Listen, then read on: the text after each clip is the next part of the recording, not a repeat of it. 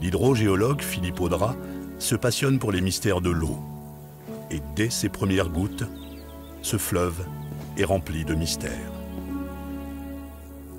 Le Var est un fleuve qui est extrêmement intéressant de par la nature des roches qui vont lui donner un régime d'écoulement qui est spécifique. C'est un fleuve en ce sens qu'il se jette, selon la définition, il se jette dans la mer, mais dans la pratique c'est un torrent de montagne, un gros torrent de montagne, et il va avoir un régime caractéristique des torrents de montagne méditerranéens, donc avec des crues très violentes et des étiages très faibles.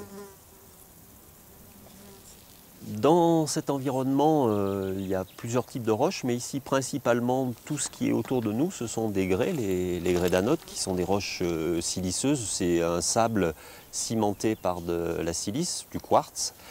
Et donc ce sont des roches qui sont extrêmement dures. Ça se voit là, si on essaye de les casser, on n'y arrive même pas. Ce sont des roches très dures. Par contre, ces roches, elles sont fissurées. Et donc quand il y a de la neige qui fond ou quand il y a de la pluie, l'eau va en partie s'infiltrer dans le sol, en partie elle va ruisseler. Et donc l'eau qui va s'infiltrer dans le sol, elle va remplir les myriades de fissures qui existent partout. Donc en fait, on a l'impression que ces fissures c'est tout petit, mais si on le rapporte à l'ensemble de la masse rocheuse qui est autour de nous, la somme de toutes ces fissures, ça fait des volumes considérables qui peuvent être remplis d'eau. Et donc ces stocks d'eau, petit à petit, comme c'est des fissures toutes petites, vont se vider lentement.